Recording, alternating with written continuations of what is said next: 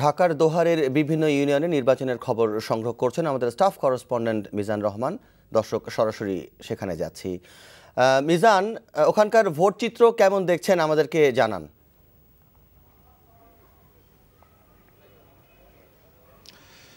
হ্যাঁ মনির, আমি সকাল থেকেই এই দোহার উপজেলার বিভিন্ন ইউনিয়ন পরিষদ নির্বাচনের ভোট গ্রহণের খবর সংগ্রহ করছি। এখন আছি আমি নারিশা ইউনিয়নে। এটিও দোহারের একটি ইউনিয়ন পরিষদ।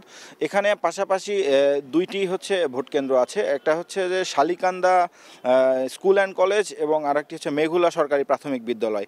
তো এখানে সকালে বা কিছুক্ষণ আগেও ঘন্টাখানেক বা ঘন্টা দুয়েক আগে ভোটারদের উপস্থিতি বেশি ছিল।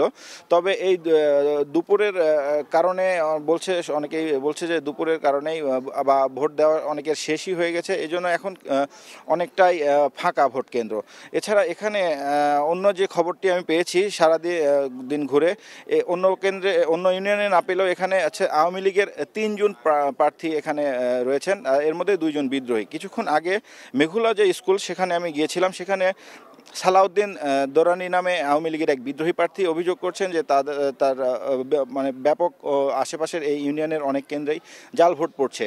আর তার যে পুলিং এজেন্ট তাদেরকেও বিভিন্নভাবে ভয়ভীতি দেখানো হচ্ছে। এবং সেখানে আমি দেখেছি যে বিজিবির একটি গাড়ি নতুনভাবে সেখানে এসেছে। সেটা কিছুটা ঝুঁকিপূর্ণ বলে মনে হচ্ছিল সেই ভোট কেন্দ্র, তাদের সার্বিক বিভিন্ন সংশ্লিষ্টদের সাথে কথা বলে। এছাড়া এই ইউনিয়নের অন্যান্য কেন্দ্র তেমন কোনো খবর পাওয়া যায় নাই। তো এখনও আমি সেখানে সেই মেঘুলা সরকারি প্রাথমিক বিদ্যালয়ে বিজিবি দেখে এসেছি।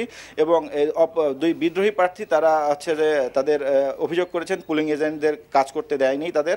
আর বিএনপি প্রার্থীকে আমি পাই নাই ভোট কেন্দ্রের আশেপাশে। এখানে বিএনপিরও একজন, এই নারিশা ইউনিয়নে বিএনপিরও একজন প্রার্থী রয়েছেন।